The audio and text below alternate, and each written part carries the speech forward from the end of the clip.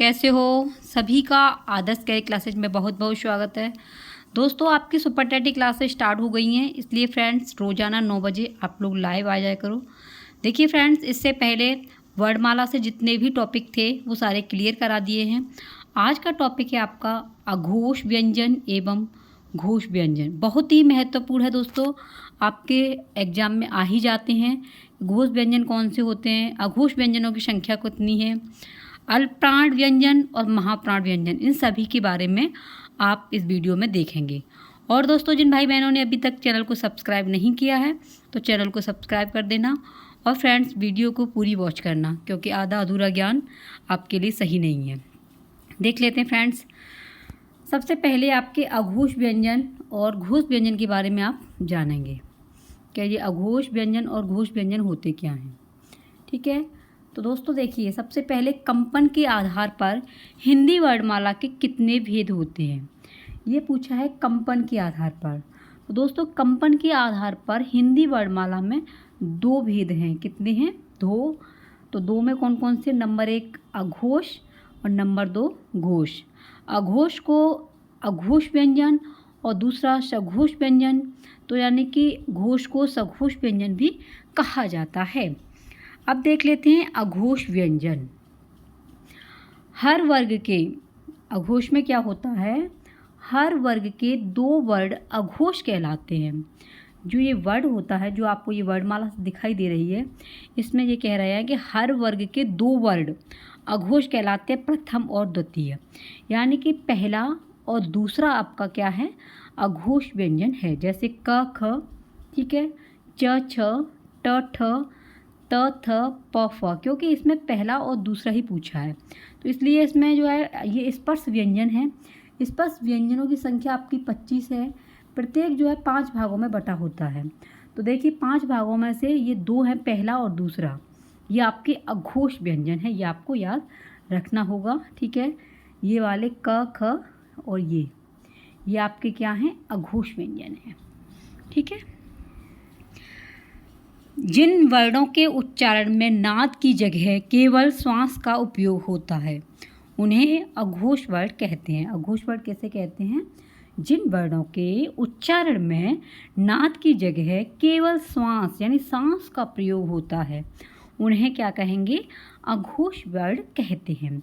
और दोस्तों इसे आप नोट कर लेना कि इनकी संख्या यानी अघोष व्यंजनों की संख्या जो है, अघोष जो वर्ण होते हैं इनकी संख्या 13 होती है। कितनी होती है? 13 होती है। और वो किस प्रकार है देखिए, जैसे ये है आपके पहला और दूसरा, यहाँ तक दोस्तों आपके 10 हो गए, ठीक है। और ये तीनों स आपके ये आ जाते हैं आपके अघोष वर्ण में ही, इसलिए फ्रेंड्स आपके ये अघोष वर्णों की संख्या आपकी 13 हो गई। किसी भी बहन भाई को कोई भी डाउट है तो कमेंट बॉक्स में अपनी कमेंट छोड़ सकते हैं, उनकी समस्या का समाधान किया जाएगा, ठीक है।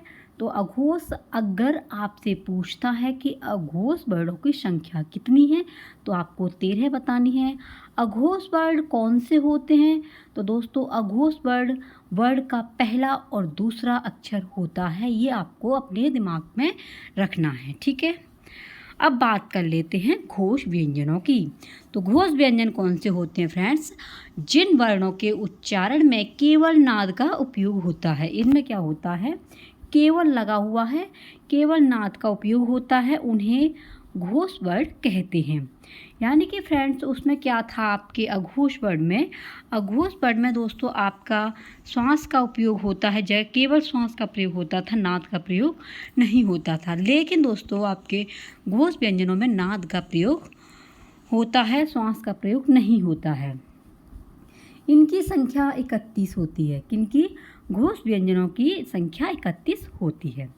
इसमें सभी स्वर अ से ओ तक के आ ही जाते हैं। जो इसमें जितने भी स्वर होते हैं आपके अ से ओ तक आते हैं इसके अंदर, घोष के अंदर, ठीक है।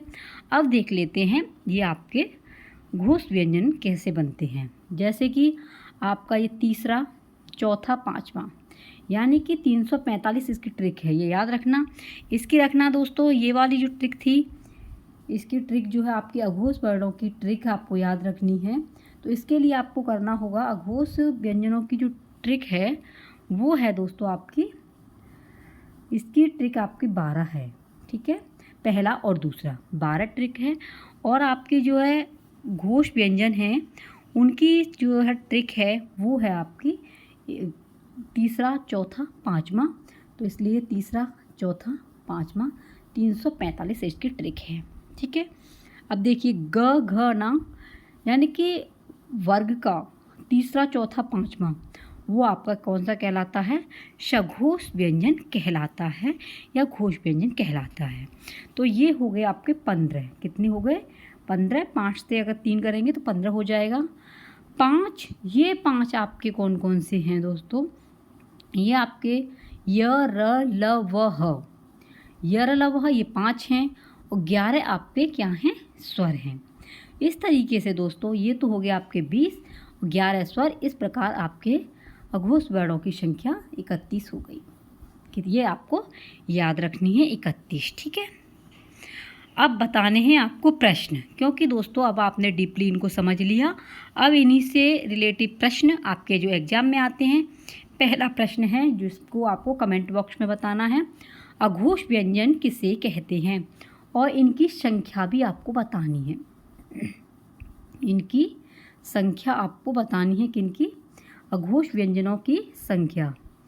इनकी संख्या कितनी है? इनकी संख्या कितनी है ये भी आपको बतानी है। संख्या कितनी है, ठीक है। नेक्स्ट है घोष व्यंजन की संख्या कितनी है। इसमें अघोष व्यंजन किसे कहते हैं और इनकी संख्या बतानी है। घोष व्यंजन की केवल संख्या बतानी है। कमेंट बॉक्स में ज़रूर बताना दोस्तों। अपनी तैयारी में जुट जाइए। आप इतना इंतज़ार मत करो कि स्टेट आएगा तभी हम तैयारी करेंगे। दोस्तों अगर आप इसका सिलेबस उठाएंगे, सिलेबस को देखना, सिलेबस बहुत डीपली है, बहुत ही ज़्यादा है। तो आप एक एक टॉपिक को कवर करते चलिए। और हिंदी आपकी फ्रेंड्स 20 नंबर की आती है, इसको आपको विशेष ध्यान रखना है। 20 नंबर में से आपको 20 नंबर लेके आने हैं, तो तैयारी अभी से करनी होगी। प्रत्येक टॉपिक आपका क्लियर कराया जा रहा है, प्रत्येक टॉपिक से आपके क्वेश्चन कराए जा रहे हैं। इसलिए दोस्तों अपना नोट्स कंप्लीट करते चलिए। ओनली एग्ज़ाम के समय केवल रिवीजन आप करना, जिससे दोस्तों आप एक सरकारी शीट लेके आ सकें। और दोस्तों अभी जिन भाई बहनों ने चैनल को सब्सक्राइब नहीं किया है तो दोस्तों ईमानदारी से सब्सक्राइब ज़रूर कर देना, ठीक है फ्रेंड्स। और अपने जितने भी दोस्त हैं, अपने भाई बहन हैं, उनको शेयर करना, ठीक है। Please share, subscribe, like, bell icon की घंटी को ज़रूर बजा देना, जिससे दोस्तों रोज़ाना की नोटिफिकेशन आप तक पहुंच सकें। अब बात कर लेते हैं आपके अल्प प्राण की। बहुत ही मोस्ट इम्पोर्टेंट आपका चैप्टर है ये, जिस आपके एग्जाम में क्वेश्चन बन के आते हैं। अल्प प्राण उच्चारण के अनुसार व्यंजनों को 2 भागों में बांटा गया है। वो कंपन के आधार पर था, ये उच्चारण के आधार पर 2 भागों में है, अल्प प्राण और महाप्राण, ठीक है। अब सबसे पहले बात करते हैं कि प्राण क्या होता है। तो प्राण दोस्तों, प्राण बोलते हैं हवा को, संस्कृत में प्राण कहते हैं। जो हवा निकलती है हमारे मुंह से, उसे संस्कृत में क्या बोलेंगे? प्राण बोलेंगे। अगर पूछ लेते हैं कि प्राण का जो है क्या अर्थ है, तो वो हवा है। और प्राण किसका शब्द है? तो संस्कृत का ही आपको याद रखना है। नोट मोस्ट इम्पोर्टेंट है। इसी आधार पर कम हवा से उच्चारित ध्वनि अल्प प्राण और अधिक हवा से उत्पन्न ध्वनि महाप्राण कही जाती है। यानी कि दोस्तों कहने का मतलब ये है, जिसमें कम ध्वनि का प्रयोग होता है वो आपका अल्प प्राण है, अधिक हवा का प्रयोग होता है वो आपका महाप्राण है। अधिक हवा उत्पन्न से ध्वनि जो महाप्राण कही जाती है। कम हवा से उच्चारित ध्वनि अल्प प्राण है, अधिक हवा से उत्पन्न ध्वनि महाप्राण कही जाती है। अब देख लेते हैं आपका अल्प प्राण किसे कहते हैं। ऐसे व्यंजन जिनको बोलने में कम समय लगता है और बोलते समय मुख से कम हवा निकलती है। यानी कि अल्प प्राण के ऐसे व्यंजन होते हैं जिनको बोलने में कम समय लगे और बोलते समय मुख से कम वायु निकले, वही आपके अल्प प्राण कहे जाते हैं। और दोस्तों इनकी संख्या 20 है। कितनी? अल्प प्राण की संख्या 20 होती है। प्रत्येक वर्ग का पहला, तीसरा और 5वां वर्ण अल्प प्राण है। सभी स्वर अल्प प्राण हैं। ये आपको याद रखना ही होगा। प्रत्येक वर्ग का प्रथम, द्वितीय एवं पंचम वर्ण एवं चारों अंतस्थ व्यंजन अल्प प्राण कहे जाते हैं। जैसे दोस्तों क, ग, न, च, छ, न, यानी कि प्रत्येक वर्ग का आपका पहला, तीसरा और पाँचवा, पहला, दूसरा, ये आपको याद रखने होंगे। प्रत्येक निकलती हुई जो माने मुख से कम वायु निकलती है उन्हें अल्पप्राण कहते हैं। इनकी संख्या 20 होती है।